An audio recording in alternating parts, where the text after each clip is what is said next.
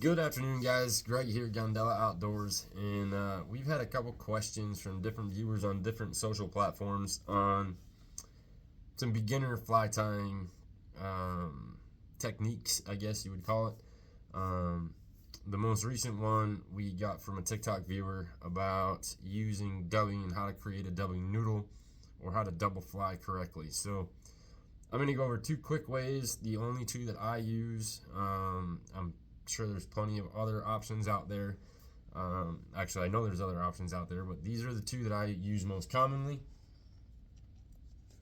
So the first will be the basic on creating a dubbing noodle with standard dubbing. So I have a number 10 hook here with a bead head on it, just for demonstration purposes, a little bit easier to see. And I'm going to use two different color dubbings so that you can see each technique in use.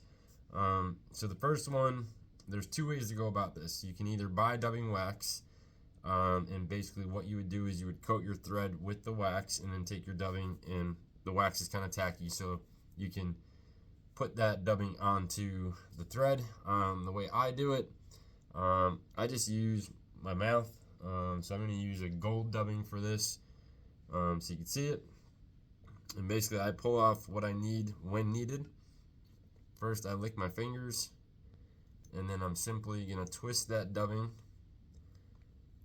And to make a tight dubbing noodle, you would just keep twisting it until you have it, almost in like a rope form on the thread. Normally, you only need to lick your fingers once. That will create enough tackiness in your fingers to allow that dubbing to stick. Then obviously if you were looking for a looser, more buggy look, as they say, you wouldn't twist it as tight. Basically, then you're just going to wrap that thread right around your hook, and that in turn will dub your fly. So very simple, very easy, don't need any extra material. You don't need to go and buy dubbing wax. Again, saliva in your mouth will work just fine. Obviously, yes, once in a while you will get dubbing stuck to your tongue from doing that. If you're doing enough flies in repetitive order, that will happen. So the second one, you will need an accessory for.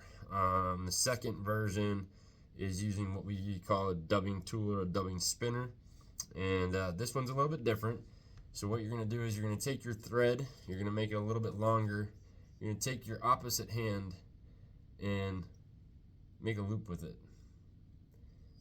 You're going to put that back onto your hook, give it a good wrap so it stays. Now I'm going to use red dubbing so you can see this, and basically do the same thing, but this time if you need to make it a little bit tighter or you want more dubbing, I sometimes will dub both sides of the thread. You can dub just one side of the thread. I'm not going to put a lot on here, it's just so you can get the idea of how this works. And basically what you're going to do is you're going to take your dubbing tool, you're going to hook it into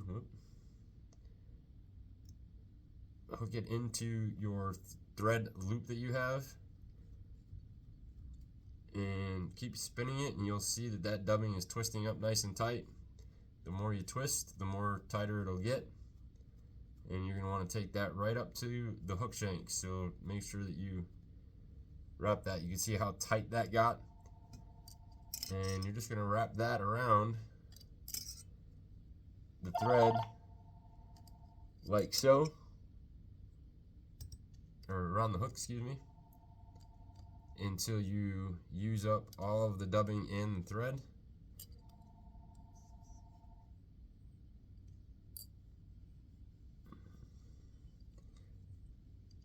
Now what you can do, if you have no dubbing left on that thread, you can tie that piece off and snip like that, and now your fly is dubbed. That's it. So two super easy ways to, aside from this tool, which can be pricey depending on the version that you pick, that will do basically any fly that you're going to use dubbing on. Again, the more dubbing you put on, the less twist, the less tight if you're using the dubbing tool. Same thing. And then worst case scenario, once your fly is done, you can take a dubbing brush and brush that dubbing out so that it gives it that, as a lot of these folks say, buggy look. And then obviously once you're done, you're just going to whip finish your fly. Maybe. There we go. And you're done. And simply cut off your excess. And now you have a very nicely dubbed fly, super easy.